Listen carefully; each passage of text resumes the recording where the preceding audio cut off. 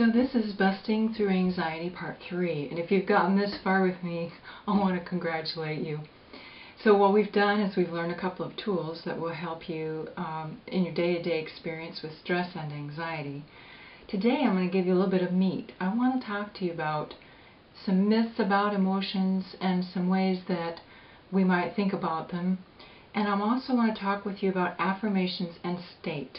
So the first myth is, that somebody could make you feel a certain way. And while this seems so apparent and evident to us in our experience, the truth of it is that we are the ones in charge of our own emotional state.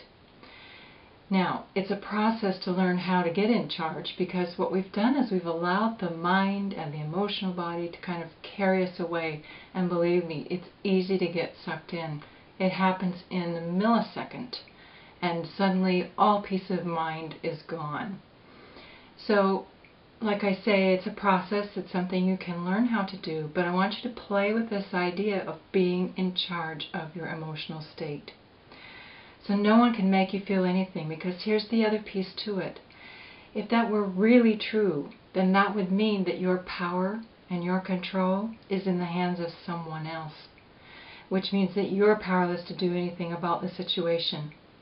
So if you really want to change, it is a premise that you need to work from, that you need to learn how to control and get able to manage your state. Now, the second myth that we kind of think about is that there are good emotions and bad emotions. There are certain ones that we think are okay to feel, and others that we really don't want to feel, and we might kind of tense up and suppress them or repress them, or think good thoughts to try and think them away or meditate them away. So emotion is just emotion. It's energy. And we have emotions for a purpose. They really do serve us if we learn how to let them serve us rather than us serving them. They give us information at any moment in time about whether we're in alignment with our spirit. Are we in alignment with our values? Are we in alignment with what we're really wanting out of life? And when you find yourself out of kilter with that, you're going to know by your emotions and your feelings. You're going to feel uncomfortable. You're going to feel maybe angry or tense or scared. So this is a gauge, if you will, to know how you're doing. Am I closer to what I'm wanting or not? So, myth number 2, that emotions are bad. No, emotions are information. They're energy. That's all they are. It's really what we do with them and how we use our energy that makes the difference. Now, the third thing is that many people have experience in life that, is really traumatic. And we come to have believed through the help of movies and media and stories that there are certain things that we just can't get over and that we're scarred for life. And this is another way of keeping yourself small. Now, I don't want to diminish what happened to you, but what you do want to do is understand the learnings. It happened for a reason.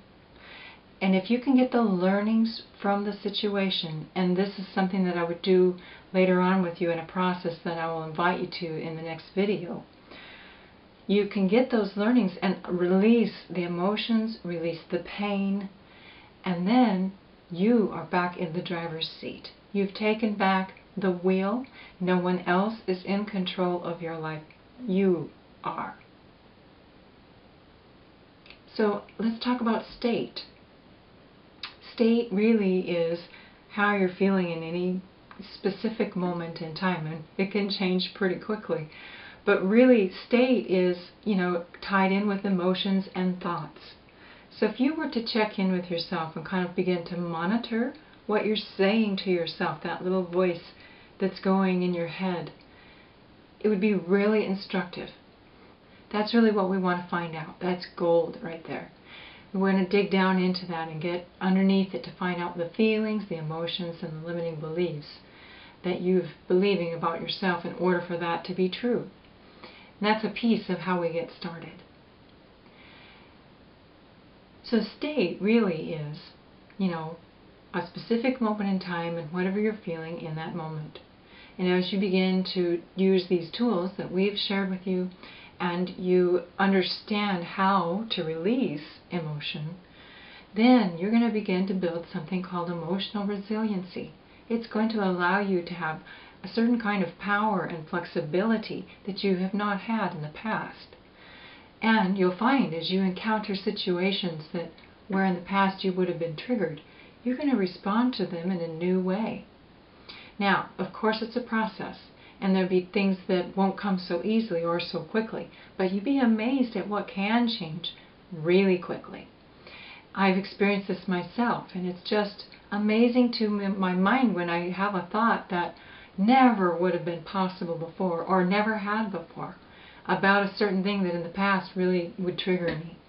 So this is real, this is possible, and I'm so glad to be able to share these things with you. If you really were to utilize the tools that you've had so far and become aware of your thinking and observe yourself, just begin observing. You'll find you begin learning from your behavior, your thoughts. You're going to begin to understand what your triggers are more. And that's useful information for the next part. Now, in the next video, I'm going to talk to you about affirmations, how to use them, and how they do work and what they don't do for you. And I'm also going to be inviting you to a teleconference series. So be sure and catch the 4th video and the last one of Busting Through Anxiety.